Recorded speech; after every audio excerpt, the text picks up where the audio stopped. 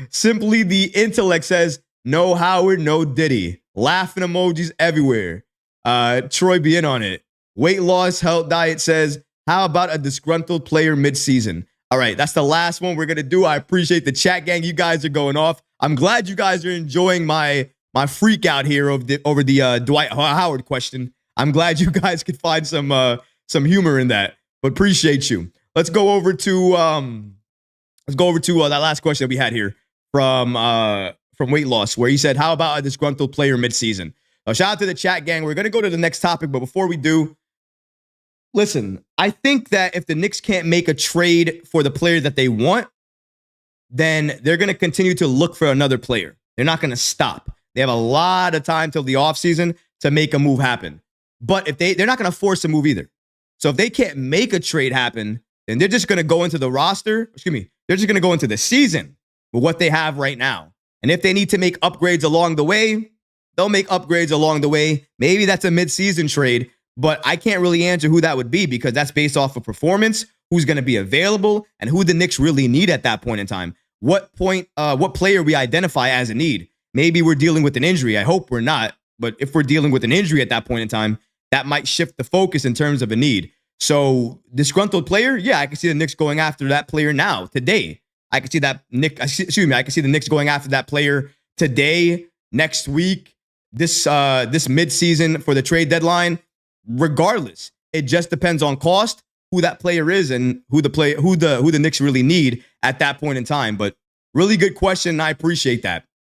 Let's go over right now to the next topic that we have here, and that's going to be everybody's favorite Villanova guy. Been on the Knicks for a while now and always joining the Knicks time and time again. We let him go. He goes away. He allows us to get talent.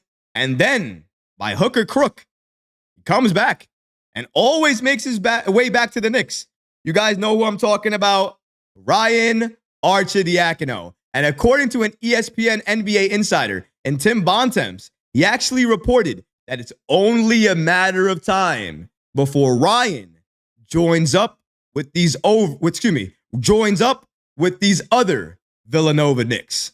According to Bontemps, he states, I think the extension, according to him with Jalen Brunson's extension, is certainly a secondary part of the transaction that was made a couple of weeks ago, the trade for Mikal Bridges, the fourth member of the Nova Knicks. I still maintain that the fifth member of the Nova Knicks, who has been there before, Ryan Archidiacono, will wind up back with the Knicks at some point in time. So as everybody can see here, as multiple NBA insiders has just confirmed here, we have basically confirmation that at some point, Ryan is coming back to the Knicks.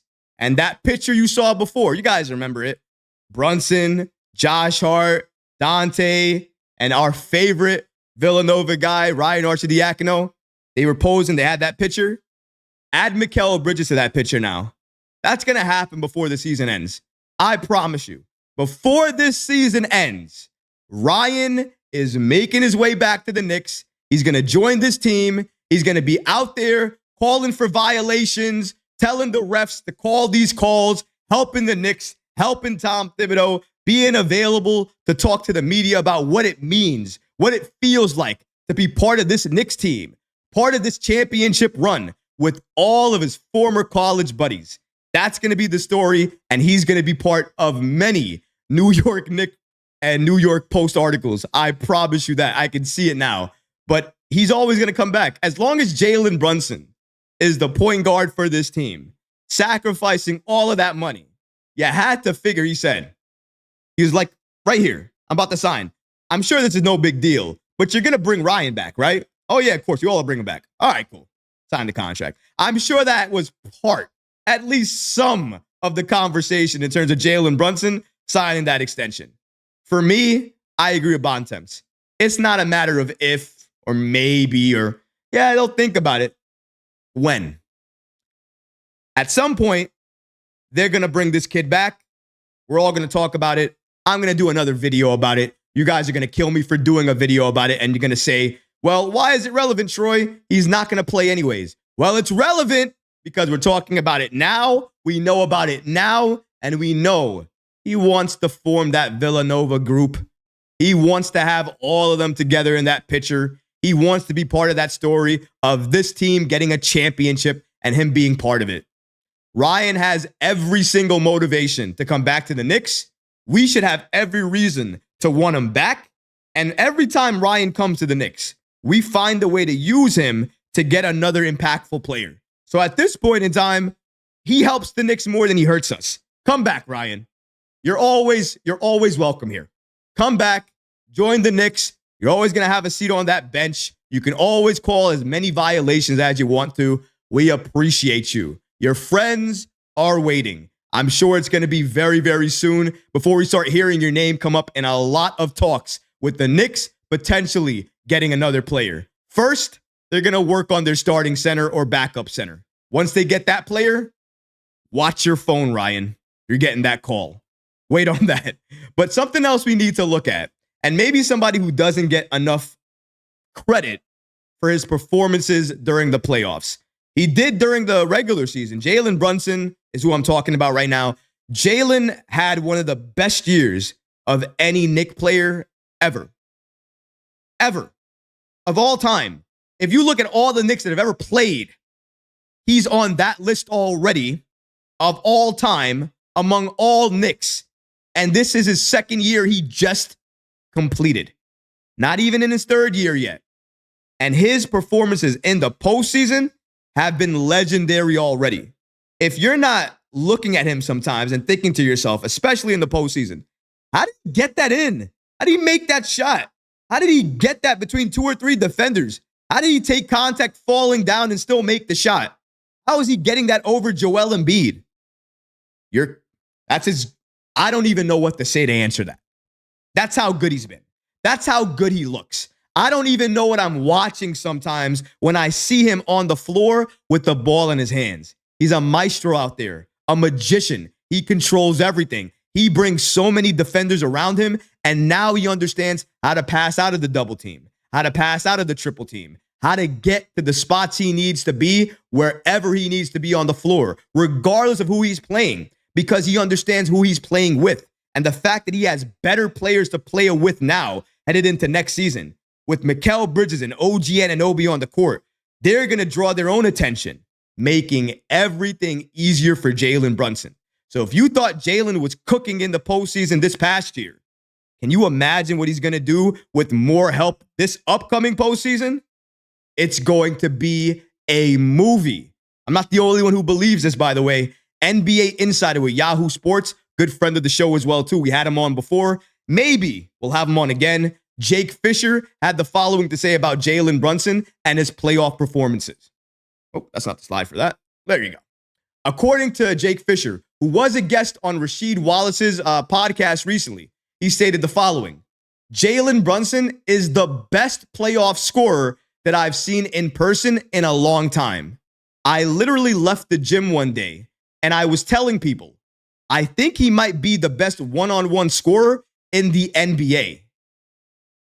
I want anybody, and I'm sure some people might disagree with it. There's a lot of people who you can't play one-on-one defense cover on, right? You can't play one-on-one man cover on just anybody, right? There's certain people you can get away with. Certain people, if you put one defender on that player, you could get away with it. They won't look that good. But if you put 2 or 3 defenders on somebody, that can slow them down, that can make sure they're out of the loop, that it makes sure that they can't get off the type of offense they want to get off. But not Jalen. Jalen oftentimes does not get sped up. You can't push him. You can't make him do what you want him to do. All Jalen does at certain points is he runs the offense, he leads the offense, he takes charges, but he has the game under control. And it's hard for a point guard to have control like that. I believe Draymond Green gave him this compliment when they were playing them early on last year. With Jalen Brunson, to guard him, it's very difficult because you never are able to speed him up or slow him down. He'll always play at his own pace, methodical, isolation, breaking you down. You give him one-on-one coverage, he's cooking you. He's cooking you. He's cooking anybody. Nobody's guarding him one-on-one. No one. The way he can utilize screens, get around them, use his body, take contact, and still draw the foul, get the bucket to go in, and go to the line for an and one, it's ridiculous. He's ridiculous. He's one of the best that I've seen as well, too. I've watched so much NBA ball in my life, so much playoff ball in my life. I've never seen anybody at Jalen Brunson's size, maybe besides Allen Iverson, do what Jalen Brunson is doing. Do it as easy as he's doing it, as effortless as he's doing it. It's great to see. It's amazing to watch a player like that cook so many players on a night-to-night basis. And of course, there are times he's going to get stopped. There are great defenders in this league that you can put on him, that you can slow him down. Or you'll double team him, you'll triple team him, and you'll get the ball out of his hands. But the problem now is, when that ball gets out of his hands, who is it going to? Julius Randle. Who else? Mikal Bridges. Who else? OG Anunoby. And if they're using the bench as well in some of these lineups, Dante DiVincenzo, Josh Hart, Payne, maybe Deuce McBride if he's still here. All of those guys can shoot. All of them. Josh Hart might only be a playoff three-point shooter. Maybe he'll have to prove us wrong come the regular season next year. But all those guys can legitimately shoot if they're open. And that's what's going to happen. They're going to be open for days. So it's not going to be about how you want to try to beat the Knicks. It's going to be about how you want to lose to the Knicks. How you want to fail against the Knicks. You want to go over to the shooters in the corner and the perimeter? Okay. Bully ball Randall and Jalen Brunson are going to cook you inside. Oh, you want to throw all your defense inside? Okay. We're going to have our shooters in Dante DiVincenzo, Payne, Jalen Brunson, and everybody else cook you from outside. Nothing you can do. Jalen has been amazing. Amazing to watch during the regular season. Amazing to watch during the postseason. All the stats prove it, regardless if you want to consider him just a Knick player or a player among everybody in the postseason. Sensational. Sensational play. Sensational player. Puts on a show. You can count on him. Sometimes he won't have the greatest games. I'll give you that. But I'll challenge you with that. He didn't have those great games sometimes with the players he was playing with on the floor. Maybe if you had other players that could take away from the offense or draw other defenders to him, maybe he has better games. We don't know that yet. We all have to wait and see what happens this season. That's why this season is so important, ladies and gentlemen. That's why it's so pivotal. What Randall does, what Brunson does, what all these players do, and how they approach this season, how their bodies are conditioned, how Tom Thibodeau utilizes his bench moving forward into the actual season. Not to start the season, because I know what he's going to try to do at that point in time. He's going to make sure everybody that he's going to play consistently gets the time and understands their rhythm and what they're going to do on a night-to-night basis. But as you get deeper into the season, you need to utilize your bench more. I'm going to be looking at that from Thibs because with all due respect to him, right now, we have players on our bench that he should love. We're not even done yet. We can still make more adds. So we can still add more players that Thibodeau could potentially really like to play off the bench. If that's the case, he needs to utilize it as we move forward in the season. Because come next postseason, I don't want to see what happened last time. I don't want to hear about it. And I don't want to even use it as an excuse. I don't want to say, well, if we weren't injured, we would have done this. It kills me to say that. It breaks my heart to say that. I don't want to say, well, if we were healthy. I want to be healthy. I want to dominate teams. I want to destroy teams. I hear everything that all the fan bases are saying. All the other content creators are saying. All the other players that are now media personnel are saying. And it gets to me. Not going to lie, it pisses me off. It makes me mad. You can't do that. Not until you see it. Not until you see what they can do. What we can do at full strength, fully healthy, with all the moves made.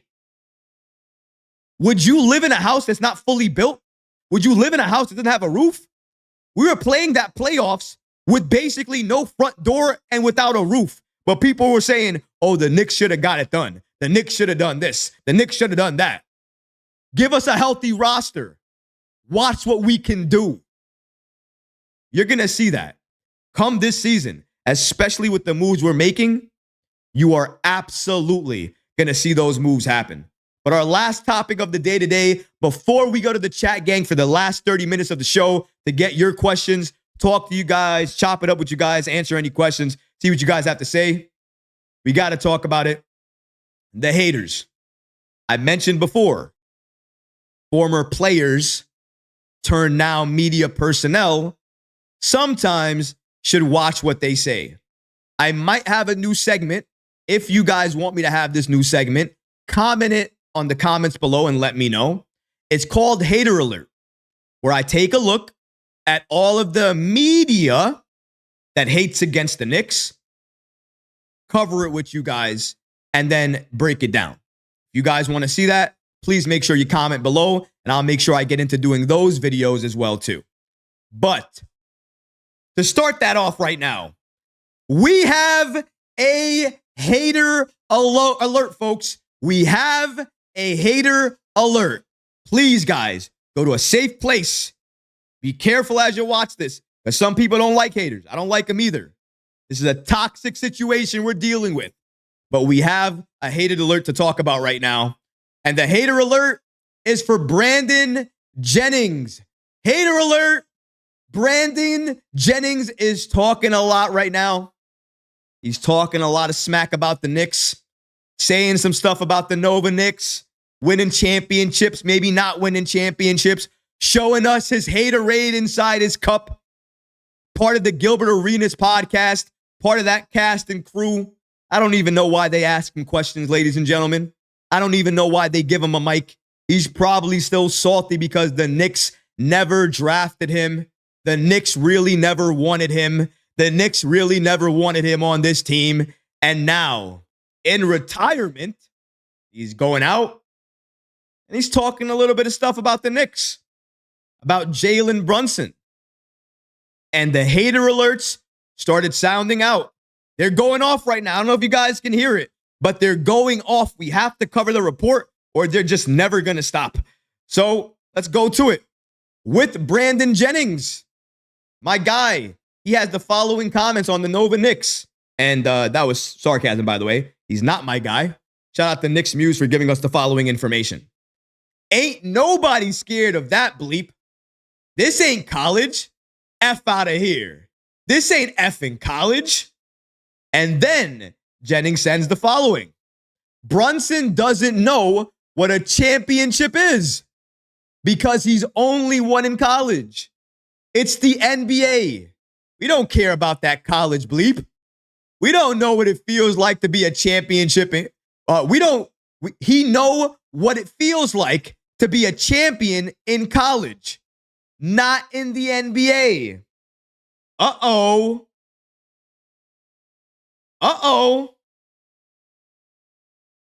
Hater alert. Hater alert. He's mad. Still mad we didn't draft him. Still mad that his time with the Knicks really wasn't anything. Still mad that we couldn't do more when we had him. Still mad for so many reasons. And then he goes on this podcast. Where he's a regular part of the cast and crew of this podcast.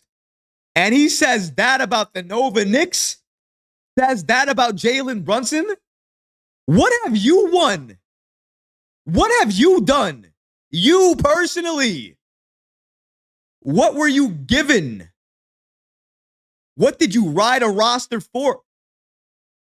Please, let's not talk about this is the NBA. Brotherhood, you don't play in the NBA. You're not playing. What? Why are you criticizing somebody else for forming a college team that won a chip and with the roster they have right now? Forget college. Look at their NBA resumes. That's why we're talking about championship contenders. We're not talking about college. We're not talking about what they did in college. We're talking about what they can do right now. Mr. Jennings. We're talking about when healthy, what they're going to do. Brandon. We're talking about right now, when they go up against the league next season, how they're going to run through them because they have the roster to do it. You are a hater. You sound like a hater. You're drinking a little bit of haterade, and it does not suit you. You need to move on. This Knicks team, broken down. Jalen Brunson, all-NBA, all-star, superstar point guard.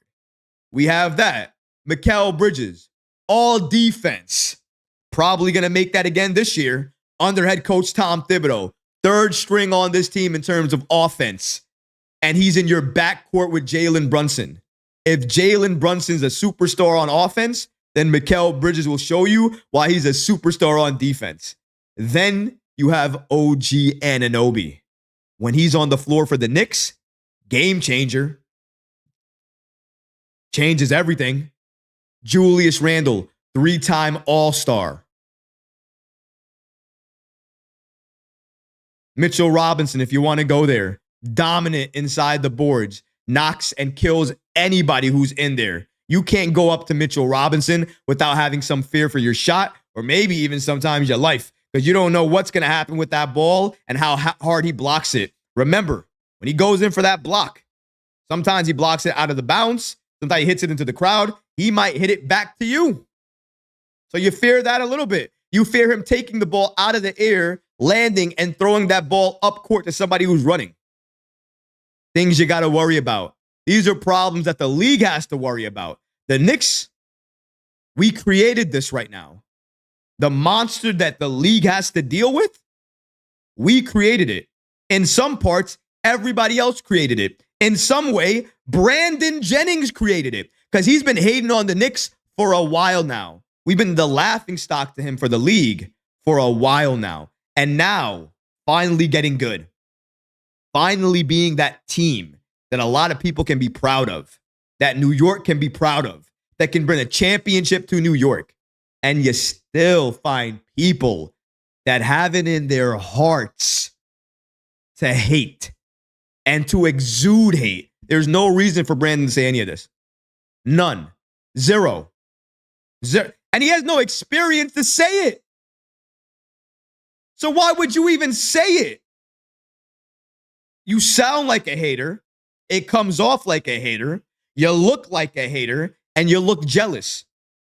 You look jealous of what Brunson did because you could never in your life hope to sacrifice the amount of money that Brunson did and still have generational wealth and still in 4 to 5 years get a supermax contract that might make you the highest paid player.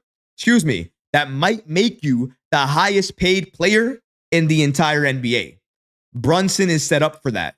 He's set up for life. He's going to be a Knick for life. You're not.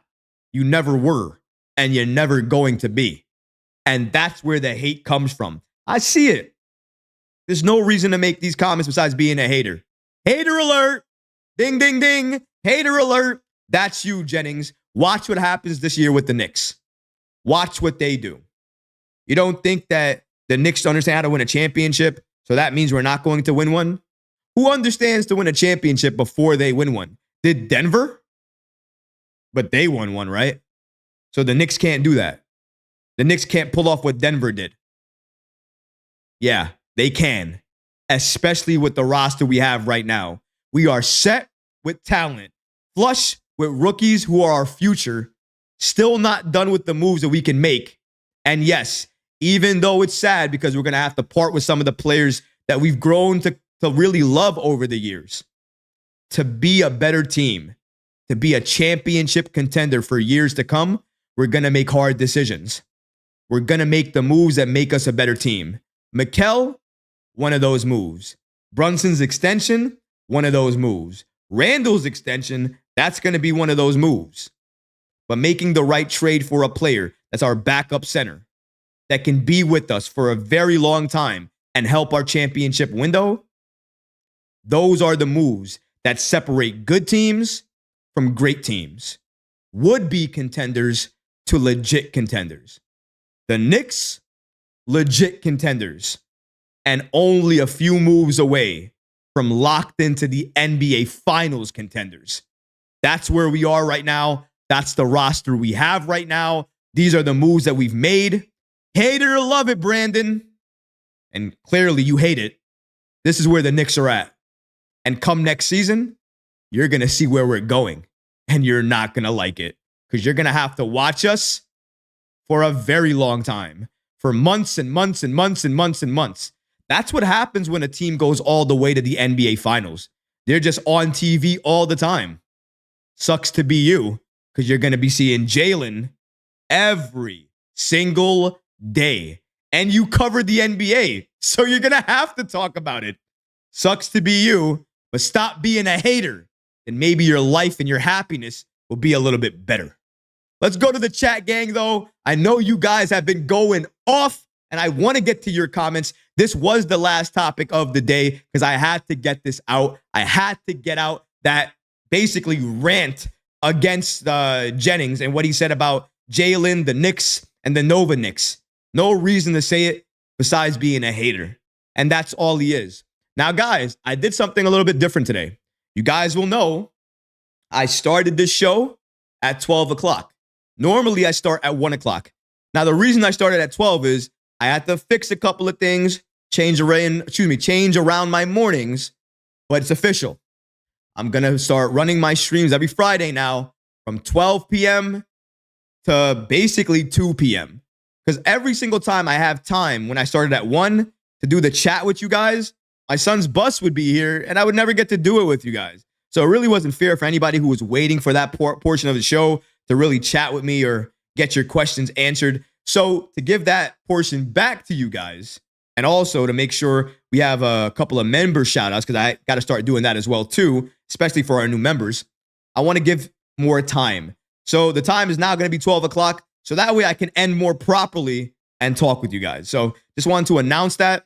You guys are going to be seeing me for a while. I hope you guys like my face when it comes to the 12 to 2 slot, because that's where I'm going to be moving forward. So I appreciate that. And tell a friend to tell a friend to tell a friend and another friend. And after you tell all those friends, have them come here and hit subscribe and do all of those good things. And if they haven't broken the button, make sure they break the button, because that's important. If they don't break the button, then they've done something wrong. Breaking the button is mandatory at this point in time. Please break the button. But I appreciate you guys. Going to the chat, gang. Let's keep it going. This is where you guys now can ask me any questions. You can ask me questions about the Knicks, who I've spoken to, things that I know, things that I don't know about, things you want my opinion on. The Summer League game tonight with the Knicks for, I think it's at 7 p.m. Anything you guys want to talk about or know, ask in the comments. We'll go. Until then, though, we'll also look at what the chat already has. So going to E. Gibson, it says, it's a case of when, but if regarding injuries when alive players like OG and Mitch. I agree with that as well, too, in terms of when they're going to get injured. That's why the Knicks need to have a backup plan. They need some type of strategy, and I think that's what they're doing right now. Let's see. E. Gibson says, Brandon Jennings hasn't won on any level. He didn't even go to college and only one playoff series. Yeah. And he has no reason to talk. No idea why he's talking. SB says, Paul Pierce always been a hater. Remember, he's a Celtic. Paul Pierce is a whole different animal. I got to be honest. Paul Pierce he's a generational hater. He's hated before he was a Knick, after he was a Knick, and now even during retirement, he's hating as a Knick. I don't know how you can have that much hate in your blood, to be quite honest. It's quite scary. But to each their own. I'm not going to criticize anybody if that's what you want to do with your life. Have hate and all. But whatever. Let's keep it going here. Knicks 100 GM says, you see out the blue. He started wearing Bucks gear. Right. Because he's a hater, GM. That's the only reason why he's a hater. That intensifies his hate. You know? Like, think of something like before you do. You know, before some people pray, they got to get something to pray to. This Bucks attire, all that Bucks gear is like his power that give him all that hate. And as soon as he wears it, it resonates to hate. That's what's happening right now. He's a hater. I hope that makes him go far. Imagine that. Getting a check to hate on the Knicks. From experience, it's better to get a check when you love the Knicks. Talk about what's real. Just saying. Whatever. To each their own. I'm not going to criticize somebody that wants to make money hating on the Knicks all day. Whatever. Let's see here. KG says, what do you know about anything? I don't know what he's talking about with that. If that's a comment to me or as a comment to somebody else in the chat, we'll wait and see what that comment is. Maybe we got some haters in the subscribers today. Who knows? Aaron says, if the Clint Capella trade does happen and Deuce and Mitch are there, does that even clear up our problem at center? It doesn't. But I would imagine at that point in time that they would go out and sign somebody that they could potentially play at center and at forward. They would have somebody that could do both. Like they would Achua at that point in time. They would try to find somebody else that could potentially do that. Or they would feel more confident that they wouldn't need to go to their bench that much. And if they did, that Sims or maybe even a combination of Randall at the 5 for a few minutes could potentially work. Because if you have a healthy center that you can run out there for 30, 35 plus minutes, maybe you don't need the backup center for that many minutes and they're okay with Sims playing that many minutes. Maybe not. We're going to wait and see what their full plan is. But I do believe after they get the backup center and they trade all the pieces they need to trade for that center, they're going to have to look at different aspects that are going to be available. If they include Sims in that deal, they're even worse than they were before because now they have no backup.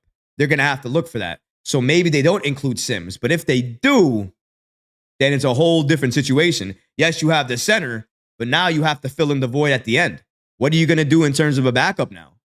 You know? And who are you going to get that's available on the free agent market? You're going to have to make somebody play center on your roster who exists already.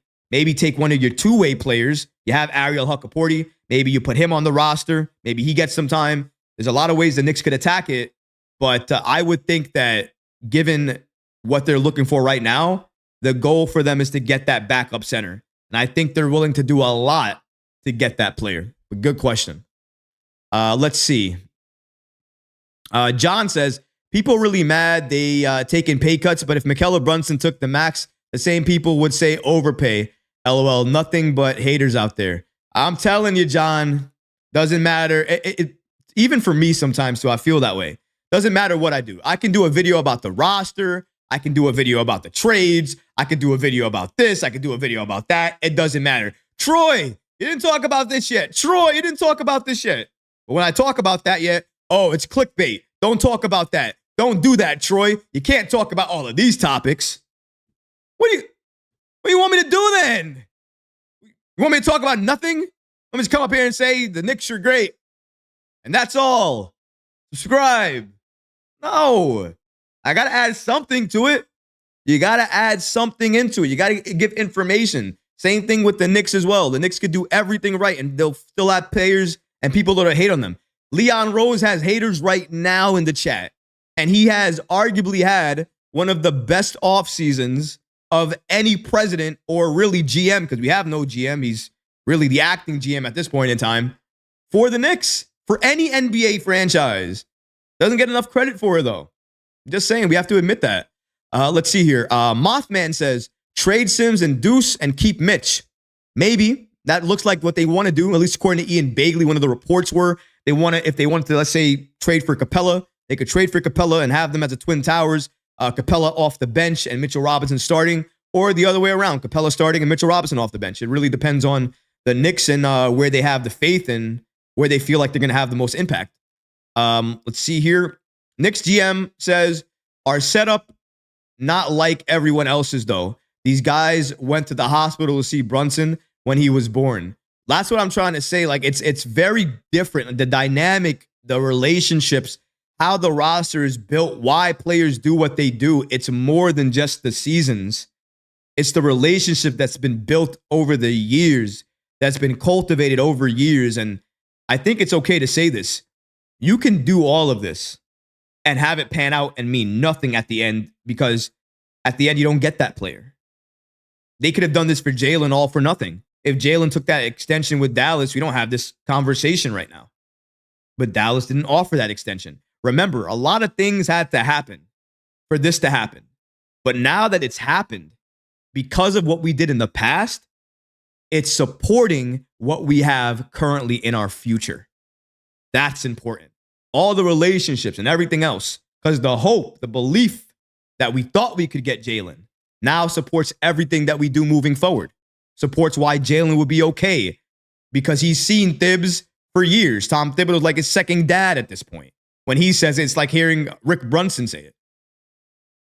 Hard to really get those relationships. Very, very difficult. But they found a way.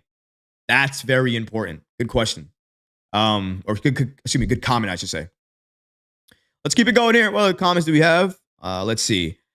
Let's get a gift today says, I love your transparency. I appreciate that. Thank you. I really do. I always try to be myself when it comes to these streams. I know a lot of people have asked me, Troy, you got to be yourself. You got to not talk so loud. You got to not do that. You realize by you telling me not to do this, not to do that, not to do this, you're telling me not to be myself. You're telling me to change. You're telling me that, oh, this is fake. I promise you. And I apologize for my family in advance. If you were to ever talk to my family, talk to my son, talk to the unfortunate people who have met me in Knick gatherings, when we meet, I'm just as loud. I'm just as passionate. I'm just as hype. And I will say this exact same thing in 20 different ways when I talk to you. Because that's just who I am. Guyanese, it's in my blood. All we know how to be is loud. When my mom told me to be quiet when I was little, that meant basically at a whisper, but a very loud whisper. You guys probably whispered like this. I whispered like this. So we were doing everything that the teachers told us not to do. That's the difference. How we were raised. But it's okay. I don't need everybody to do what I do. I don't need everybody to be like me, and I don't want you guys to be any different. If you notice, when you guys comment, I don't care if it's hate or love or whatever it is. You guys are really happy to comment anything you guys want to comment. I'm happy to hear everything you guys have to say, and if I think it's something to worth giving a comment about, I'll say whatever it is. I'm happy to do that because I want to be able to give you a raw reaction. So, just saying. Let's see. A couple more here before we end. Let's see. Donald Smith says, Jalen Brunson is the best thing that's happened to New York other than Julius. I agree with that. KG says, any NBA Knicks news, like are we going to roster 4 point guards? What have you heard about the center spot? I just joined the chat. I appreciate you, KG. Thank you so much for letting me know, and your transparency as well for letting me know you just joined the chat. So it helps me in terms of my understanding. I'm going to take this chat off while I go over that. It's good because that is a good point. A lot of people who's joined the chat right now, or maybe who's not been here, doesn't know what we covered in the beginning to start off the show. So to start off the show, we were talking about the Knicks, their trade plans, and potentially what they were going to do. The consensus at this point, well, not consensus, but at least belief, is that Deuce is likely going to be traded by somebody in the Knicks organization. Can't mention any names, but it looks like the Deuce is going to be loose in another organization because according to Ian Begley, he states that the Knicks continue to look for a veteran center on the roster. They need to add one. And if you're the Knicks, according to Begley, you need a veteran who can start 30 games or so, has the ability to back up your big right now. And there's no free agents that do that. So the only way for the Knicks to do that is via trade. And if you're looking at what the Knicks could give up in a trade, according to Begley, it makes you wonder a little bit about McBride or who else could go out in a potential deal. But that last part there is something you want to pay attention to. That last part says, I think McBride would be at the center of what teams would want for a backup big. So that the reason it's interesting, and we're going to look at the backup bigs as well too, because these are the reports of rumored backup bigs. Again, the only big that the Knicks have showed interest in and have contacted the team about was the Atlanta Hawks and Clint Capella. They have not called the Bulls about Vooch. They have not called the Bucks about Lopez, but those two are veteran centers that are available currently. And if the Knicks are looking for backups, that's where they can look and potentially find somebody. But as you saw right there with the chat gang, the Knicks could be looking to make an upgrade at the center position. They clearly want to do that. And if they're going to, Deuce McBride might be the player included in that deal, maybe the center of that deal. Payne will play significant minutes for the Knicks next season off the bench. He will be their floor general when Jalen Brunson's on the bench. So that's going to happen.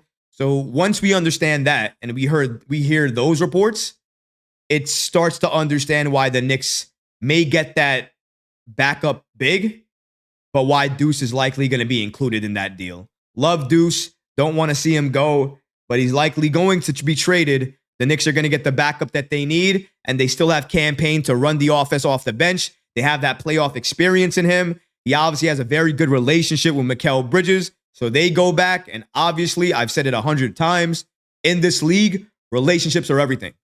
And that leads to building chemistry and having very good chemistry together. The fact that they already have a relationship and play together, that's going to go a long way when they see the floor together and their chemistry. Also, the chemistry he has with everybody else that he plays with. Payne has playoff experience, and he knows what to do when he's on that court. He can shoot very well. He can defend very well. He can steal the ball very well. Actually, if you think about it on paper, that's a very good pickup for the Knicks if they didn't have a guard situation already. But because they have so many guards, nobody really praised that move. They thought about it and they said, well, it's good, but what else is going to happen? I don't want to say anything else. And that's a fair point. I'm the same way. I don't want to criticize the entire move until I see what the next move is, because there is going to be another move. You have to anticipate that. Once I see the full move, you'll get my full reaction to it. But even at this point, I understand how good Payne is. The Knicks clearly had interest in him. You can go back to last summer. They were looking to trade Evan Fournier in a 3-team deal to try to get him on the team. That didn't work out. They really couldn't trade Fournier for anybody. So, that happened. But a year later, look what happens. Full circle moment. He's back.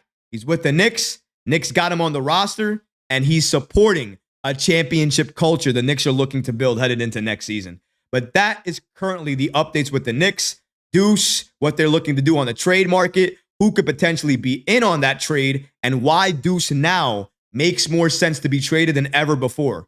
And it's really because of the fact that Payne is going to play significant minutes off the bench.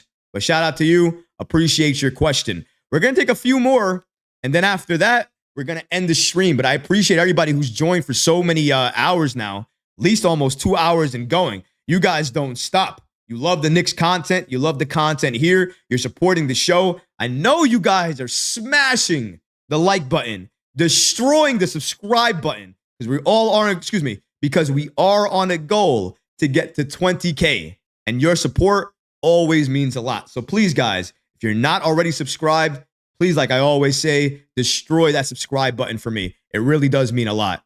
Dimitri says, Deuce is expendable because he's a 2-guard, not a point. That's true, Dimitri, but the reports also from the camp were indicating that the Knicks were comfortable having Deuce McBride be out there and having him either be off ball or on ball. They wanted to have the option of having him do either or. So yes, you can say he's expendable, but I wouldn't say he's expendable because of the fact he plays off ball. I say he's expendable because of the report we just covered, basically indicating that there would not be a reason for Cam to come here if he was not promised playing time. So the reason he's here is because he's going to play. If he's going to play, somebody else is not going to play. Deuce McBride is the only logical sense out of anybody else. So it upsets me, but that's likely what's going to happen. Margaret says, Deuce is not being traded. Payne is a journeyman. He has only 1 year. He has a 1-year deal. He does have a 1-year deal. He's not going to be. I don't know if anybody said Payne's going to be traded. Cam is not going to be traded. If they did want to trade him, I don't think they can trade him until December. He is on a 1-year deal, a vet minimum. I do like that. I don't have a problem with the vet minimum per se. It's just that, again, I would love the deal more once I knew what the full scope of it was. So I'm going to wait to pass judgment. But on its face, just itself, without considering the roster or anything else, just the player and the guard, he's very good. Not going to say he's not. He does a lot. Not going to say he doesn't. It's just right now he's in a situation where he's behind a lot of guards. So it's okay to admit that. Oh, James is back. All right. If you guys don't know, when I do my streams, James normally comes in. And he normally comes in and he trolls for the last, I don't know, half hour, whatever the case may be. And then after that, it is what it is. He's a Brooklyn Nets fan. Please be kind to him in the comments. I know, easy to roast him. I mean, it's quite easy to roast the Brooklyn Nets right now. I mean, but be kind. Not like they have anything going for him. All right, be kind to James. Let's go to some other comments though, because I don't want to focus too much on James here today. But I know Knicks GM is happy to see James. Shout out to those guys. They have a good connection. Let's get a gift today. Says worst case scenario, the center Sims steps up his game and a new star is born. That is worst case scenario, but let's talk about how likely that scenario is to happen. How long has Jericho Sims been in the league thus far? What? 3 years? Going on 4 years, right? Something like that. If he hasn't put it together, hasn't been given the time yet, I don't know if he's going to put it together now or even been given the time to actually do it. If the Knicks were comfortable in who they had, if the Knicks were comfortable in the players that they had, they would not be looking for bigs. So Jericho Sims, I understand a lot of people have faith in the kid. I don't really have that much faith in him. I don't think the Knicks have faith in him. And I think his days are numbered because they're looking for another big that can be a legit backup for Mitchell Robinson. Somebody who can step in and start if Mitch goes down with injury. And because of Mitchell Robinson's history, I should say, his injury history, we know that the likelihood of that happening is very high. That's something to consider. Ben says, what is the asking price for Clint Capella? Shout out to my guy, Ben, man. I appreciate your question. I don't know if the asking price has been really mentioned as of yet, because as I mentioned to start the show when I was covering this part, there have been talks about the Hawks potentially buying out Clint Capella. If you buy out Clint Capella, there's no reason to talk about what they want for him. So that's, again, maybe why the Knicks grabbed the phone, picked it up, and started talking about the Hawks about what they could give him in a Clint Capella deal. However, you got to think about, since he's on a 1-year deal, he has no commitment next year. The Hawks don't really want him. The entire league knows that they want to move him. The value already is not that high. So you got to figure that as long as you can make the money match, you don't have to give up significant assets to the Hawks to get him. I would think a protected pick.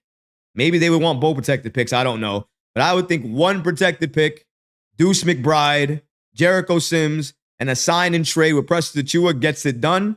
You get him on this team, and then you have the Twin Towers created of Mitchell Robinson and Clint Capella. That is a way you can do it. Not the only way, but a way the Knicks could pull it off. They could also trade Mitchell Robinson and then get Clint Capella. And if they don't include Jericho Sims there, then you have Sims, and then maybe you look toward the free agent market, or you sign one of your two-ways to a standard contract like Ariel Huckaporty to play the backup, the backup center position, depending on your roster construction, who you have at that point in time, who you've added. So it's going to be very important to see what the Knicks do. But Leon Rose hasn't guided us wrong yet, so I think having faith in him makes the most sense. Let's keep it going. A couple of other comments here. G5 Wiz says, what about acquiring DeAndre Ayton for Sims, Mitch, Deuce, and draft picks for Ayton?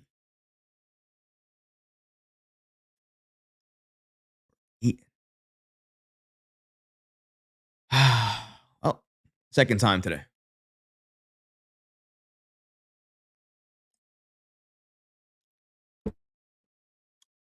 Let me answer that question with a story.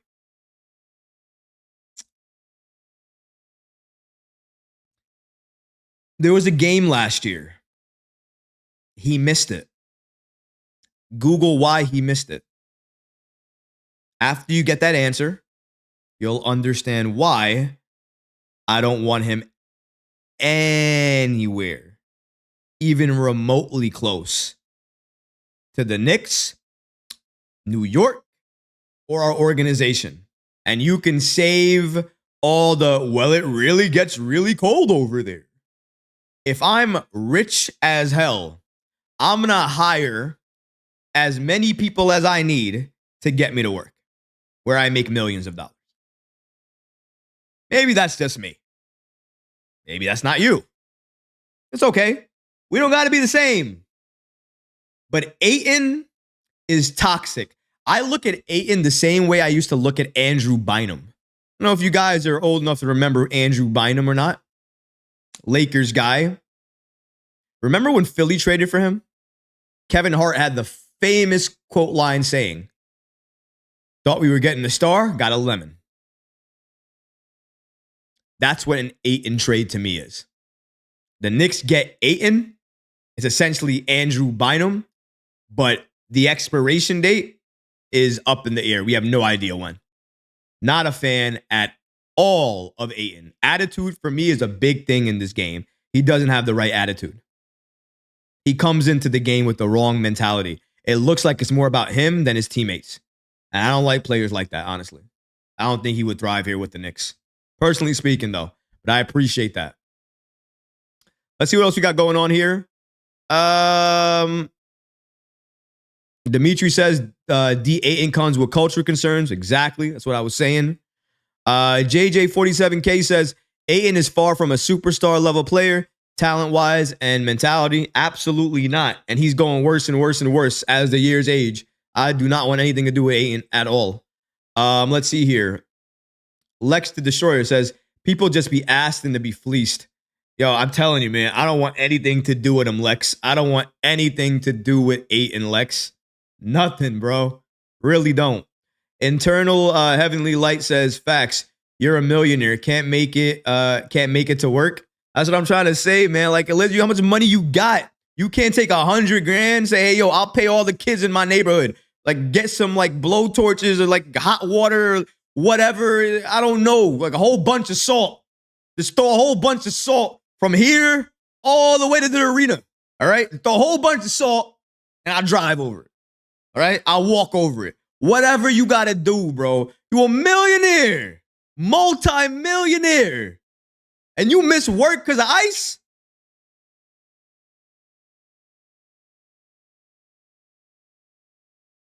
Oh, man. All right. Let's keep it going here. Jimmy says, Huckaporty can be the next iHeart. He has a motor, hook shot, mid-range, and boards. He looks good. The problem with Huckaporty that I have is that he always, when he's doing the hook shot, for instance, he turns to his weak side. What do I mean by that? He turns to a side that has a defender in front of him. So that makes the shot instantly harder because now you have a defender in front of you. It's going to make you rush your shot, and you have something in front of you that's making you can't see what's going on. You have to turn the other way. He just has to spin right or make it so like he's going to spin right and spin the other way. Fake out something like that so the shot becomes easier. He doesn't utilize that well. He has the skill set, has the talent, but he does not know how to utilize it enough yet. When he's on the floor, his back's to the basket, he sees where the player is. Why does he go like this, see there's space there, and turn the other way toward the defender? That doesn't make sense. It's not high basketball IQ because now you have somebody in front of you have to shoot over. Wouldn't it be easier if you spun that way? You're 2 inches closer to the rim right now, and nobody's in front of you. Why don't you just do that? Again, I did like what I saw from that last game, but he's been a little bit disappointing in my eyes for the first two Summer League games. But in saying that, it's Summer League. It's not going to make or break them. This is just a showcase of skills and what they can do. Even if he doesn't have a great Summer League, it doesn't mean he won't have a great NBA career. I just want to point that out. Let's see. Peter says, trading Mitch would be a huge mistake. Offensive rebounds have been a key focal point to our offense. Trading him for someone like Clint, who averages less than double what Mitch averages, is bad. You ever think about the reason he doesn't average as many is because when they play, they have more penetrators, so he doesn't get asked to actually rebound the ball? With the Knicks, Mitchell Robinson's only goal is to rebound the ball, block shots, and defend. Doesn't have to worry about anything else. Clint Capella would do the exact same thing. Look at them on paper. Look at their numbers on paper, their averages on paper, what they do on paper. Even last season, Mitchell Robinson, right, led the league in offensive rebounding percentage. You want to know who was second? Clint Capella. So yeah, maybe in certain categories, he's not better than Mitch. But one category, he is way better than Mitch, and it's not even close. Games played. Last year, I think he played, 79? Year before that, 69. Year before that, 72. You want to know what Mitch's was? Because I guarantee it's worse. I think it's like 60, 30, and 50 or something like that. It's probably worse than that. And that's the difference. So you could say it would be a huge mistake, and I understand why you would say that because of the chemistry, that what he's developed with the team, hometown boy in terms of growth, and we drafted him, thrive under Tom Thibodeau. But you got to know when to let go. You have to let go. He's an anchor now. And the more you hold him, the less you're going to get for him when you realize, and it's too late, that you have to let him go. I realize it now. I realized it a long time ago. So nobody come crying to me when you hold on to Mitch for too long. He gets injured again. I don't hope that, by the way. I'm just going based off of the history. But if that happens, his trade value will sink. And then what happens? What do? No hate. Facts. Mitchell Robinson, great when healthy. Why are they looking at centers? Why do you look for something that you don't need? I don't go out looking for water. I have enough at home. I don't need it. I go out and I buy food sometimes because in my head, I need it. I want it. I seek it. Because I want it. That's why I want it. The Knicks are not comfortable with what they have. They want something better. Want. All right. A couple minutes left to go. I want to get one more question in, hopefully for somebody who didn't give a comment yet. And then after that, we're going to end the show. Let's see here. Let's see. I'm looking for somebody who's new. And something that's a little bit... Okay, I got one. Let's go with Zero. He says... Let's see here. Catch and shoot the ball... Oh, no. Sorry, I thought I was going to go with Zero, but I thought you had a question. It was a comment, more or less. I'm looking for a question. Let's see. Okay, Peter says... Peter Zhang says, you think we can pull off a Walker Kessler trade? Perfect. That's going to be the last comment for today, guys. Appreciate you guys. Thank you so much for joining the live stream today. I'm going to answer this question, and we're going to call it an end for today. But, of course, we're going to be back next week, back at 12 p.m., back at it. Do I think the Knicks are going to be able to trade for Walker Kessler at this point in time?